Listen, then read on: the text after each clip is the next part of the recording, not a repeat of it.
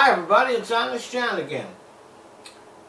During Mike Flynn's sentencing hearing, Judge Emmett Sullivan, out of the blue, asked the prosecutors if Flynn could be charged with treason. Now, you have to remember, Flynn is only being charged with one count of lying to the FBI, even though there are an enormous amount of other crimes that we know that he participated in, including working for a foreign country while he was Donald Trump's national security advisor. He was being paid by Turkey, and he was lobbying for Turkey. That's the one crime he could have been charged with. And of course he had already been compromised by the Russians, so there could have been other charges related to that. So in order for him to be only charged with one count of lying to the FBI, when he could have been charged with a whole bunch of other things, including, according to this judge, treason, he must have a lot of stuff that he's giving to Bob Mueller. And since the only people that were higher up in the administration than him with Donald Trump and his family, that's who that information must be about. So if Flynn could be charged with treason, obviously Trump and his family could be charged with treason. Don't forget, the Russians spent millions of dollars to get Donald Trump into the White House. Now at first all the experts were saying that what the Russians were doing were trying to create division, discord, undermine the legitimacy of the democratic process. And even though their attack did succeed in doing that, we now know that its main purpose was to get Donald Trump elected.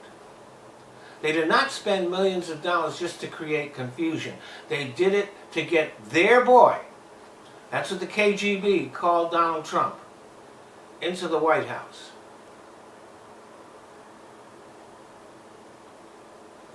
So basically, the Russians have captured the White House. They have conquered, almost conquered our country. And yesterday, Donald Trump once again rewarded Putin for his efforts. Without consulting anyone, Trump announced he was pulling our troops out of Syria. That leaves the government of Bashar Assad, Iran, and Russia pretty much in charge there. And he also lifted sanctions on two Russian companies associated with a Russian oligarch by the name of Oleg Deripaska, who's also a Russian intelligence operative, who helped coordinate the attack on our election.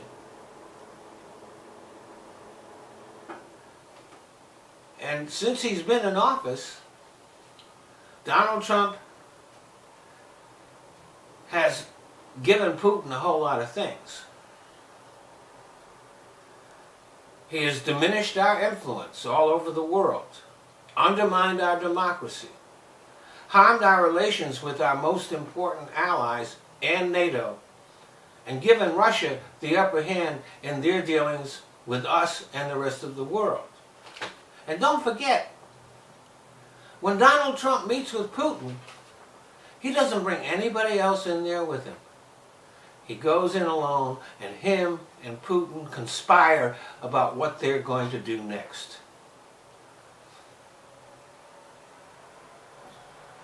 I used to say that we should wait until Robert Mueller finished his investigation before deciding what to do with Trump.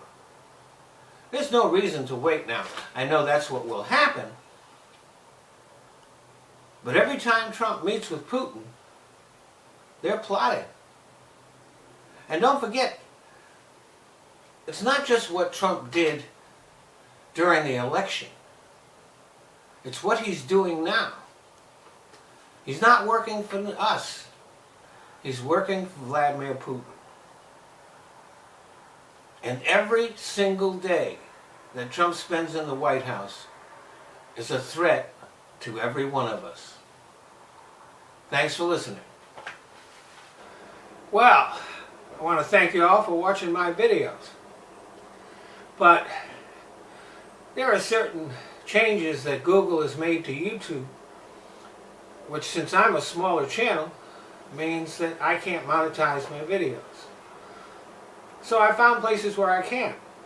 So instead of watching my videos here on YouTube, I'd appreciate it if you go either to Patreon or to Top Buzz.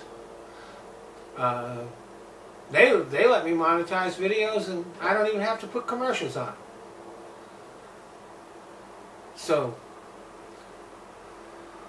if you want to become a patron on Patreon, that's fine. If you don't, you can still watch the videos there.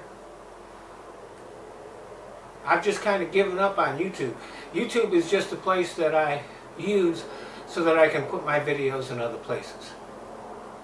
So, Patreon, Top Buzz, the links are in the description box. Thanks a lot.